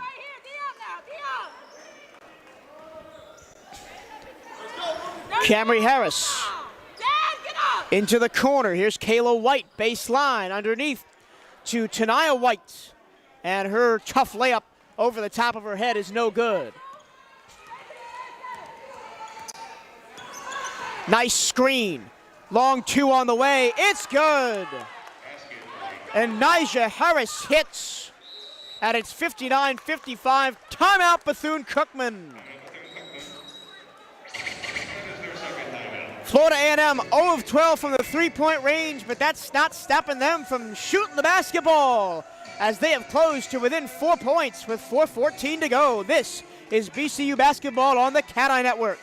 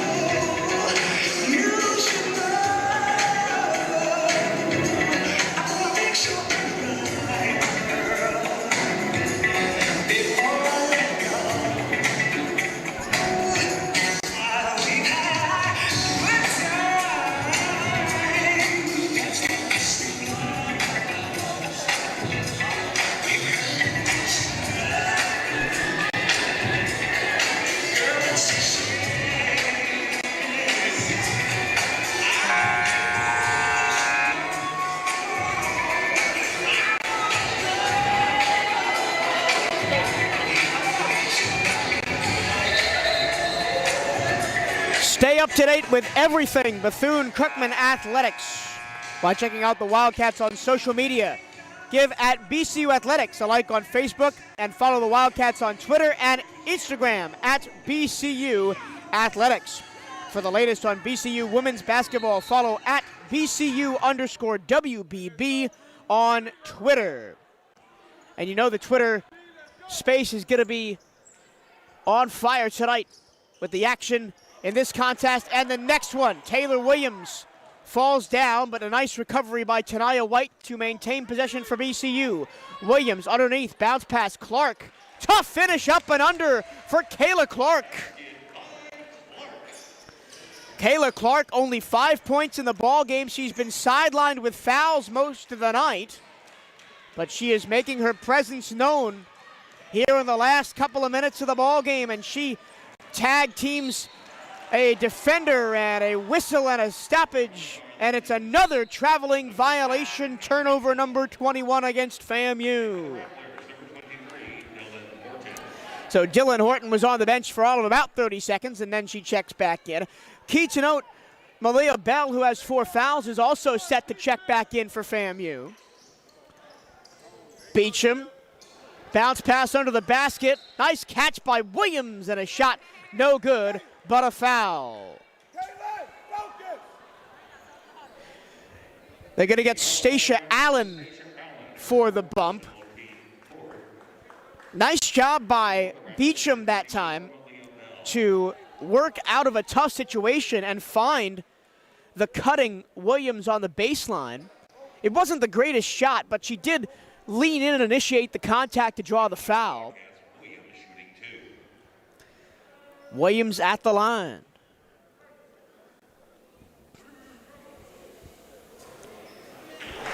Yes, it's good. The first one, Williams up to 13. Bethune-Cookman only has one player, that's Morgan Beecham, averaging more than 10 points per game, but have 4 in double figures tonight, as the second free throw from Williams is good. Williams has 14, Beecham has 14, and the Whites have over double digits as well. Kayla White has 11, and Tania White has 10. Here is Harris in the lane, traveling violation. Now that's the second travel on FAMU, and I do not have on my specific sheet how many of those are the 21st turnover of the game for FAMU. I don't have on my stat sheet how many of those are travels. It is probably a significant number, but it's going to be an offensive foul for Bethune-Cookman that gives the ball right back to FAMU, and they will shoot no shooting foul, excuse me, for an offensive foul, but Florida A&M takes possession back, down by 8 with 2:56 to go.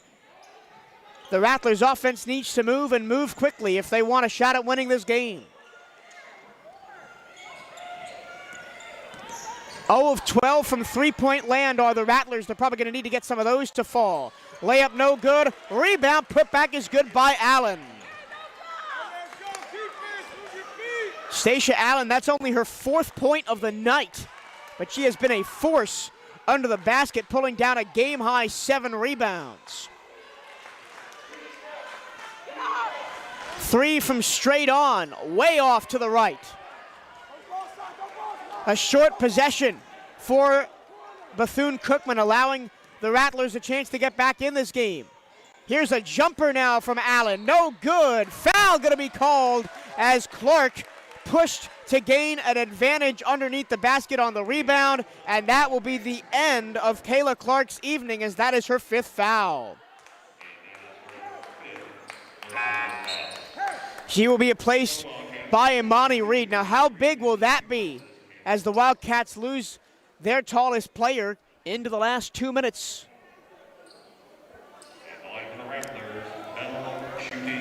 The lead is currently 5 for Bethune-Cookman. Bell at the line, and the first one is no good.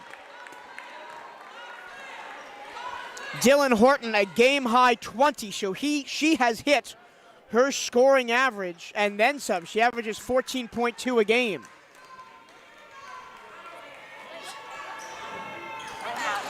One of two at the line for Bell, and a timeout called by Florida A&M. 2:08 to go. A 5-point advantage for BCU. Wildcats looking for their first win against the Division I opponent on the season.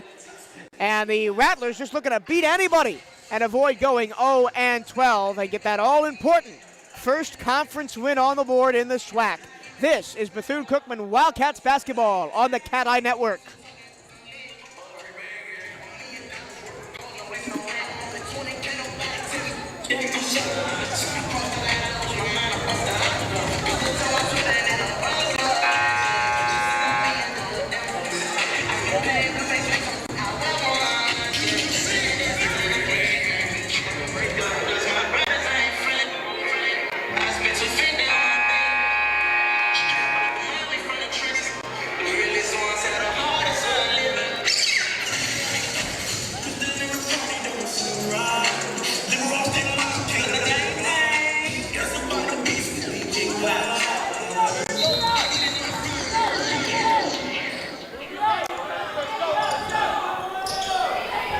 Bethune-Cookman gets the ball in, out of the timeout, and a quick foul as Morgan Beecham is tapped on the back as she tries to exit the zone. And Dylan Horton picks up a foul, four on her.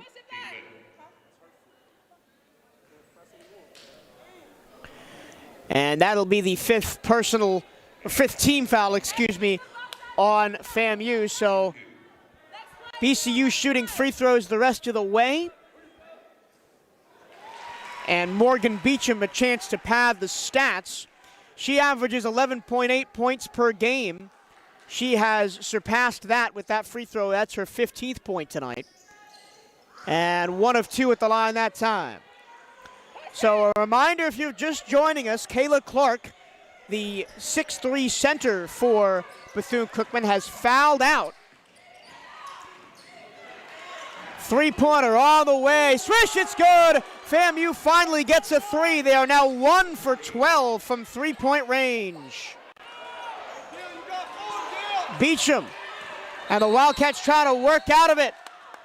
And a timeout going to be called by BCU.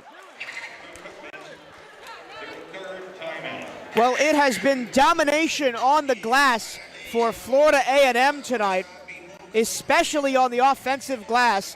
They are doubling up on rebounds over Bethune-Cookman, 42-22, and have the offensive rebound advantage 15-4. But Bethune-Cookman is barely shooting a better field goal percentage, 44% as to 40. It's really been the threes that have made the difference. Bethune-Cookman 33% from three, for as FAMU has only hit 1 3, only have 7%. And the free throw shooting has been excellent. 69.2% from the charity stripe for Bethune-Cookman tonight, 18 of 26, whereas FAMU only 14 of 20. 3-point lead for BCU. This one coming down to the wire.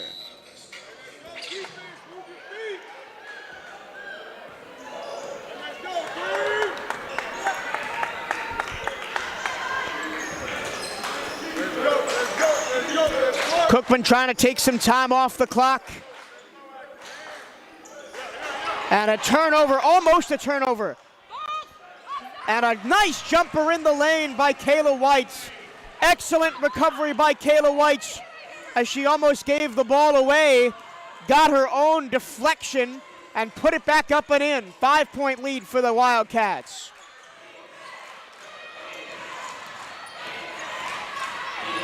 Driving through contact and hitting is Dylan Horton. Whistle and a stoppage of play after the basket.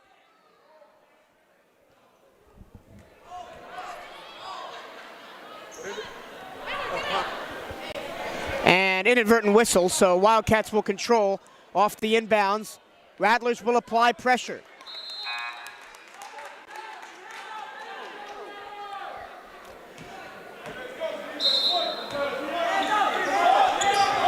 Let's see if the Wildcats can get the ball in. They do. It's Taylor Williams dribbling through traffic. Gets the ball into the front court to Kayla White. And now Beecham controls him back to Williams, and Cookman can take some time off the clock. 45 seconds and counting. White, left-hand drive, coughs up the basketball. Anijah Harris recovers, and the Rattlers are not out of this one yet, down by 3. Harris dribbling between 2 defenders and gets fouled, gets pulled down by the shoulder by Chania White.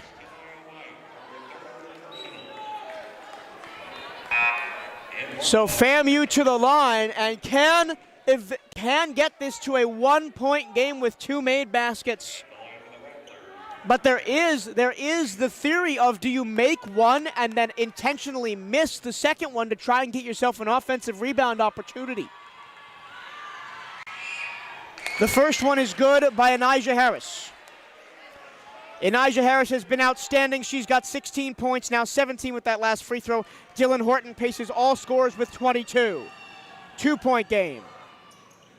Both free throws are good. Timeout Bethune-Cookman with 32.6 left on the clock. And the chess match goes on. BCU has 1 timeout remaining. FAMU has 2, but I would expect, if BCU successfully gets the ball into the front court, expect FAMU to foul out of this timeout. Well, this is not the end of the basketball action tonight. We've got the men's basketball game coming up for you next. Wildcats against FAMU again, the 170th meeting all time between Florida A&M and Bethune-Cookman in men's basketball. 2 teams that are 2-9. Both have had games canceled in the month of December, so coming off long layoffs. Be sure to stick around to the Cat Eye Network for game number 2. It's going to be a great one, and we have seen a fantastic game of college basketball here tonight in the first of our doubleheader at historic Moore Gymnasium.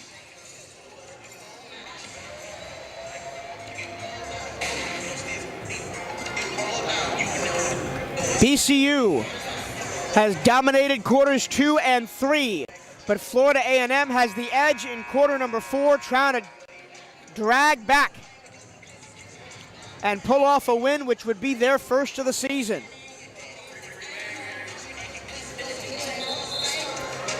Cookman holding the 66-65 lead. Hang on to your hats.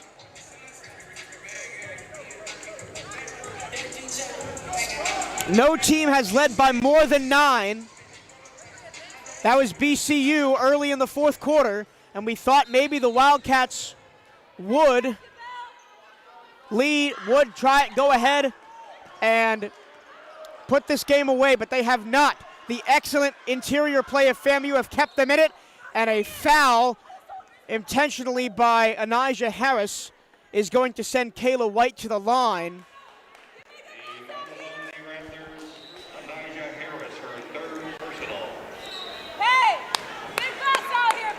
And you probably could see Shalon Pillow racing up and down the sideline trying to get her team to foul early. Took 10 seconds off the clock before Harris reached in on White. And now the Cats are going to have to put this one away at the free throw stripe. Kayla White hits her first one.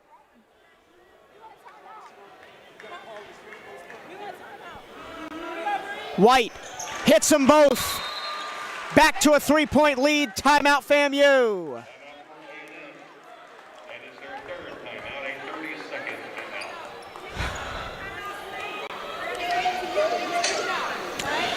We have not seen a very deep bench tonight for Florida A&M.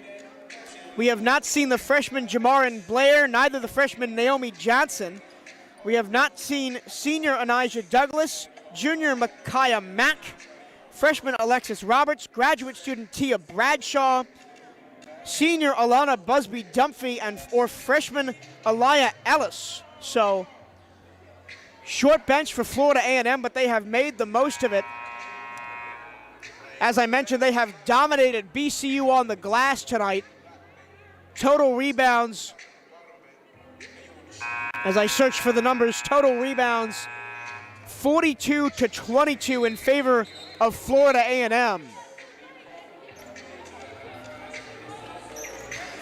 Down by 3 with 24.6 seconds to go, looking to get out of Daytona Beach with what would feel like highway robbery as the Wildcats led for most of the fourth quarter. Now, here's the question of who do you give the shot to if you're FAMU, and who do you guard? Who do you potentially double team if you're Bethune-Cookman? Horton and Harris both have been the top scorers. It's going to be Harris. It's going to be a three. It's good with 17.1 seconds to go. Tie game at 68. Now Bethune-Cookman's going to have to win it with their offense. Beecham with 10. Baseline. Steal! A steal with 7 seconds to go. And a turnover in transition. FAMU couldn't get a shot off. 2 seconds, 1 second, a whistle, a double dribble with 1 second to go. And FAMU is going to get an inbounds play to try and win it.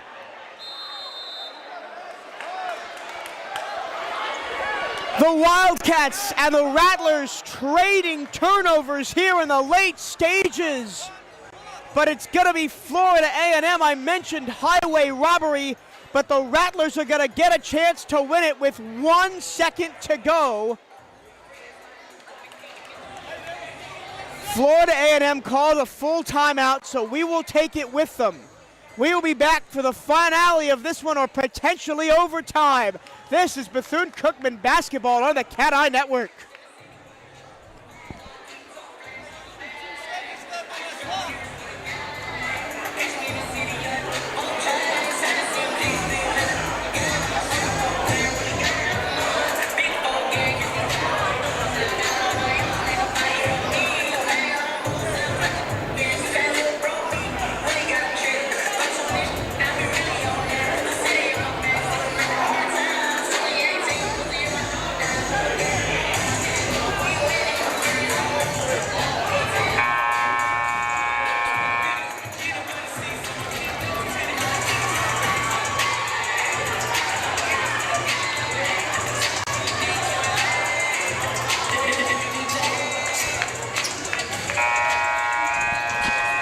Well, what a game it has been here at Moore Gymnasium.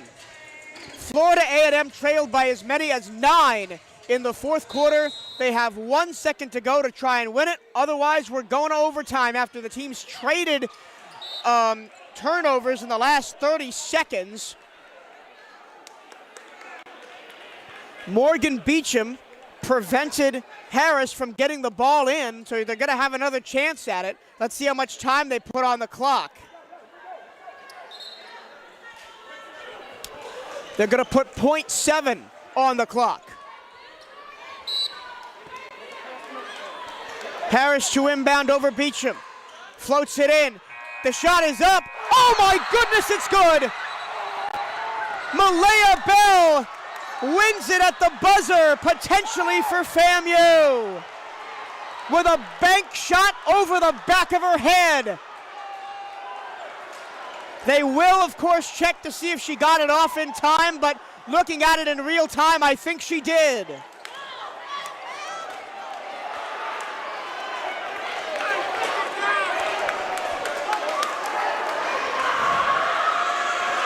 What drama! What emotion between two longtime rivals. And the game is over. The referees have called it. Malia Bell, who has been spectacular in the fourth quarter. She has scored all 10 of her points in the final frame, and none bigger than an over-the-head bank shot at the buzzer with 0.7 left to give Florida A&M their first victory of the season. The wait goes on for a Division I win in 2020-2021 for the Bethune-Cookman women's basketball team. I will quickly get out, give you your final scoring totals and then get out of the way, because we'll have to reset the stream and come back for the men's game in about 20 minutes. So first for Bethune-Cookman, Kayla White had 15, Morgan Beecham had 15, Taylor Williams had 14, Shania White had 10, Harris had 5, Kayla Clark had 5, Imani Reed had 2 and Tatum Hayes had 2. Kayla Clark was the only Cookman player that fouled out. And for Florida A&M, Dylan Horton with 22 points paced the Rattlers and all scorers. And Aja Harris had 21. Malaya Bell had 10, but none bigger than the game-winning bank shot over the top of her head from the elbow to win the game at the buzzer for FAMU. Brooks had 8, Jones had 5, Allen had 4. Nobody fouled out for Florida A&M. Once again, your final score, Florida A&M 70, Bethune-Cookman 68. The Rattlers come away with highway robbery at Moore Gymnasium at the buzzer. We will take 15 minutes and be back for the men's game tonight between the Rattlers and the Bethune-Cookman Wildcats. Well, it has a lot to live up to, doesn't it? We'll be back. Stay with us. This is Bethune-Cookman basketball on the Cat Eye Network.